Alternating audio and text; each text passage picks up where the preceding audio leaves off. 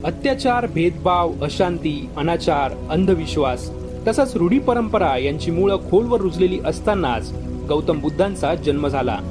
गौतम बुद्ध या महापुरुषाचा जन्म दुष्ट प्रवृत्तींना दूर करण्यासाठी झाला असं सांगितलं जातं। मात्र गौतम बुद्धांनी गृहत्यागही केला होता।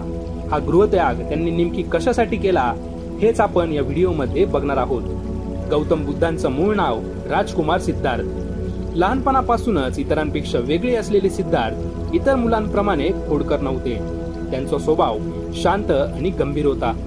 राजकुमार सिद्धार्थ यांना जास्त बोलायला आवडत नव्हते आणि ते सतत एकटे बसून चिंतन करत असत। जसे जसे राजकुमार सिद्धार्थ मोठे होत गेले तसा त्यांचा स्वभाव अतिशय गुंतागुंतीचा बनत गेला।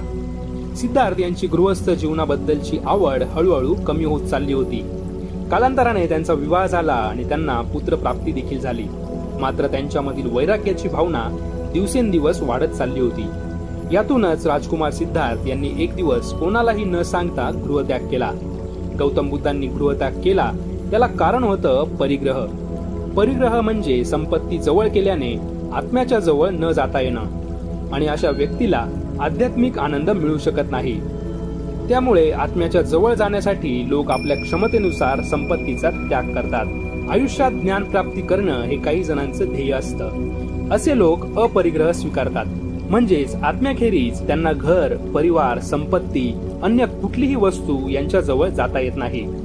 गौतम बुद्धांना देखील आपल्या आत्म्याच्या जवळ जायचं होतं आणि गृहत्याग करण्याचं त्यांचं हेच कारण होतं। बुद्धांच्या मनात अनेक प्रश्न होते।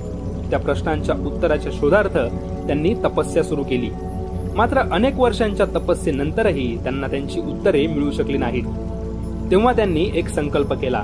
ते एका वृक्षाखाली जाऊन बसले आणि सत्य जाणल्याशिवाय इथून उठायचं नाही असं त्यांनी ठरवलं। ज्या वृक्षाखाली बुद्धांना दिव्य ज्ञान प्राप्त झालं त्या वृक्षाला आता बोधी वृक्ष म्हणून ओळखलं जातं। ज्ञान, सत्य याच्या शोधार्थ गौतम बुद्धांना 6 वर्ष लागली आणि वयाच्या 35व्या वर्षी सिद्धार्थ हे गौतम ऐवजी महात्मा गौतम बुद्ध झाले।